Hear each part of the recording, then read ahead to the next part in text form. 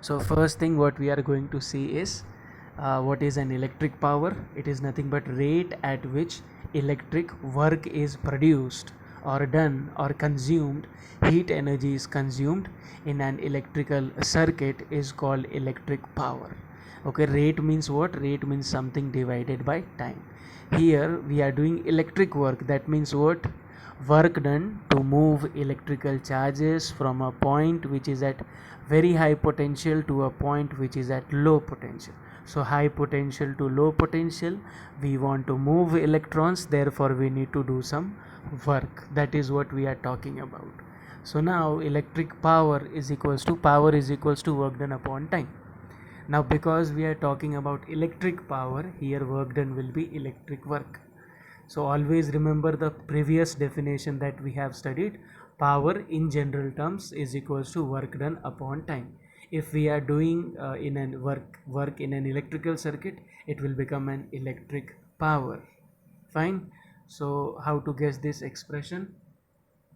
We know that power is equals to work done upon time, and we also know that work done is what? Work done is equals to V into Q, because initially we have studied potential difference V is equals to W divided by Q. So therefore W will become V into Q. So we get this, right? And then we can put V is equals to I into R and Q is equals to I into T, and we will end up getting this. So here, because Q is equals to I into T, we are not using V is equals to I into R. Or we can also put it will become Joule's law of heating effect.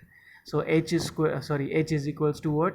Work done is nothing but heat energy dissipated. So the formula will become in that case I square R into T divided by T.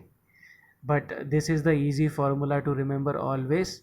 We can use this expression, power is equals to work done upon time, or we can use this, power is equals to potential difference into current. Now we can use Ohm's law. So P is equals to V into I. So there are two terms, if you can see, one is V and another one is I. If we substitute for V, we will get a different expression, and if we substitute for I, we will get a different expression. And both the expressions are useful and we can use in solving any numerical.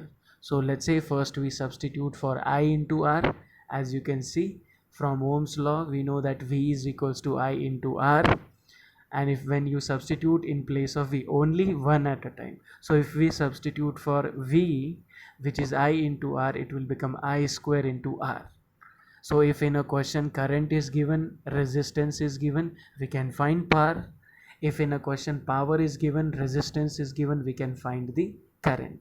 So this is another expression. So first expression, power is equals to work done upon time.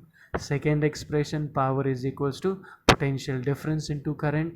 Third expression, power is equals to I square into R.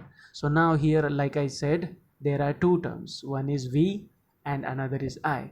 So in the first case we substituted for V. Now if we do the substitution for I, which we know from Ohm's law, I is equals to V by R. So the expression will become V square by R. So there are so many expression for power. We can use this, number 1, number 2, number 3 and number 4.